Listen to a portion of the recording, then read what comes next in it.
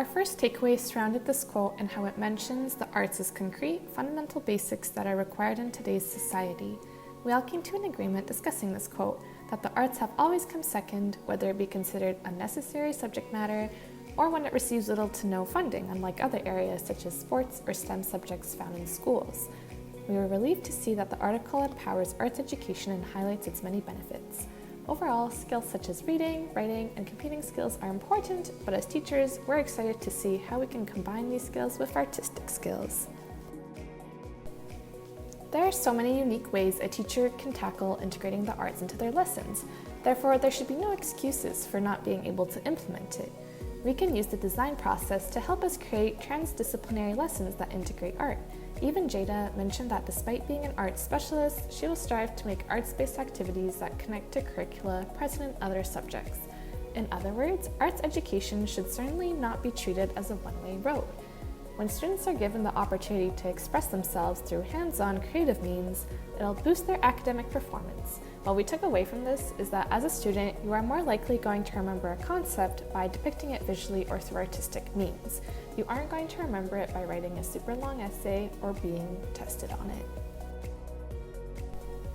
The main focus of the quote that describes developing initiative and creativity, stimulates the imagination, fosters pride in craft, develops planning skills, and helps the young learn how to work together is something every teacher should strive for in their classrooms, so it is unusual that arts education isn't more integrated in today's classrooms.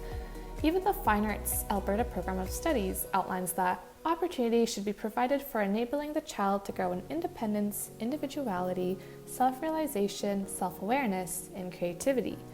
Both of these aspects emphasize skills and competencies key for lifelong learning, especially in terms of the workforce and in how to utilize the design process.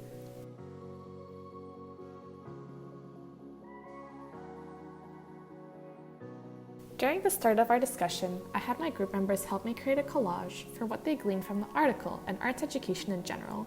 The photo shown on this slide here was our final result. I like how it showcases the creative aspect of arts education as well as its benefits in the larger cognitive and intelligent sense. The photo of the book, Steal Like an Artist, was recommended by McKenna, who mentioned that the book was recommended to her by a teacher and that it had many similar things to say about arts education as the article did. One thing that was brought up from our discussion surrounding the collage is a lovely metaphor surrounding the two perspectives on arts education in relation to types of museum visitors. On the one hand, you have the intrinsic admirer, who is someone that takes hours to get through an entire museum. They pause and reflect on each artwork that speaks out to them. These are the people who advocate for arts education and its benefits, such as the author who wrote the article. On the other hand, you have the indifferent onlooker, who is someone that only goes to museums to take pictures and to breeze past all the artworks without stopping and viewing them. They don't care much for the intellectual property that art is, and often are quote-unquote influencers that only go to museums to take pictures and post them for the experience.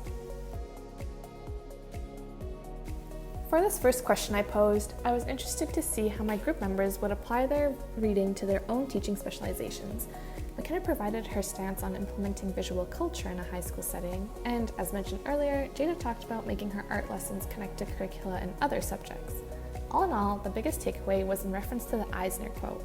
Art doesn't need to be addressed as independent units. It should be addressed in an integrated fashion, but that decision is one that is best made in light of the situation itself. In other words, we can't force arts education or implement it on a whim. In a sense, this question was posed to see what my group members prioritize in the arts education realm. Of course, we all agreed that in our arguments, we would make a big push towards emphasizing that the arts hone skills that are effective in the long run, especially when it comes to the workforce. Of course, not to be biased or anything, we would push towards how processes of creating art are similar to the design process, a process that comes up in multiple facets of our lives. Most importantly, you can tell that based on all of our responses, emphasis is placed on the students. I wanted to include at least one thought-provoking creative question, so I had my group members come up with an alternative teaching metaphor to the one Eisner provided in the article. We all found the usage of the term psychic midwife questionable, so we were able to come up with better phrases such as teachers as gardeners, parents guardians, and of course, artists. So, what are some steps we can start taking as pre-service teachers in implementing arts education in our classrooms? Gleaned from the key takeaways and questions we had in this discussion, we plan on saving the article and to use it as a reference when implementing arts education into our classrooms. Furthermore, we plan on finding ways we can efficiently integrate arts within other subject areas and to help meet curriculum, outcomes, and competencies outlined in the program of studies. Finally, we want to make sure our role as a teacher is one that offers guidance and inspiration for our students. In terms of thinking about Learning Task 3 and the design process in comparison to implementing arts education, it's easier said than done. Design challenges will certainly come up, ones that surround resource and funding allocation, how it can be implemented authentically and meaningfully, as well as how we can make our lessons both connected to arts education, curriculum, and most importantly, students' lived experiences.